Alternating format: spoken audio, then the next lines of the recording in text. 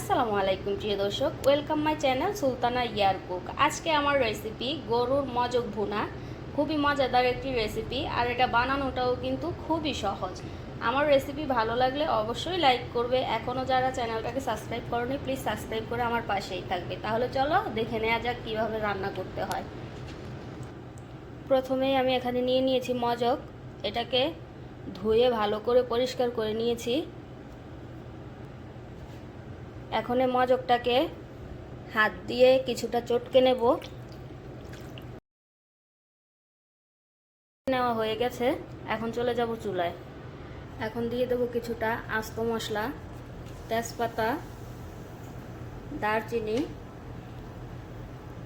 দুইটা কালো এলাচ, দুইটা লং, দুইটা সবুজ এলাচ।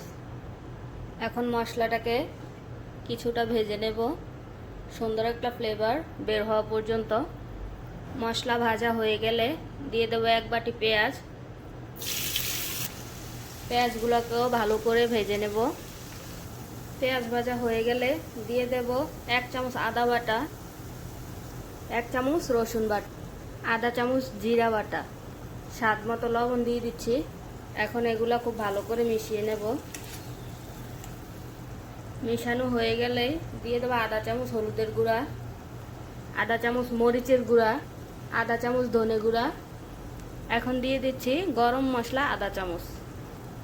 এখন কিছুটা গরম পানি অ্যাড করে দিয়ে মশলাটাকে ভালো করে কষিয়ে নেব, যাতে আদা রসুনের কাঁচা গন্ধটা চলে যায়। মশলা থেকে যখন তেলটা এরকম উপরে ভেসে উঠবে, এ পর্যায়ে দিয়ে দেব মজক। দেওয়া হয়ে গেলেই নেড়ে চেড়ে ভালো করে মিশিয়ে নেব। মিশানো হয়ে গেলে ঢাকনা দিয়ে ঢেকে 5 মিনিট ভালো করে কষিয়ে নেব। তো আমাদের 5 মিনিট ধরে কষানো হয়ে গেছে। এখন এভাবে নেড়ে চেড়ে এটাকে ভালো করে ভুনে নিতে হবে।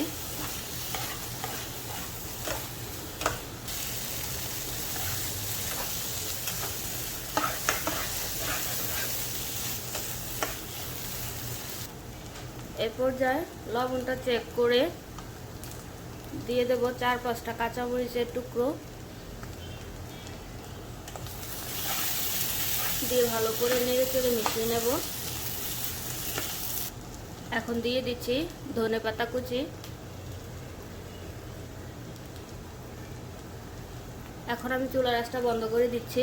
আমাদের তো তোমরা দেখতেই পারলে কত সহজে তৈরি হয়ে গেল আমাদের মজক ভুনা। আর দেখতে কতটা লোভনীয় হয়েছে তোমরা নিজেই দেখতে পাচ্ছ। আর এটা খেতেও কিন্তু অসম্ভব মজার। অবশ্যই বাসায় একবার ট্রাই করবে। কেমন হয়েছে জানাতে একদম ভুলবে না।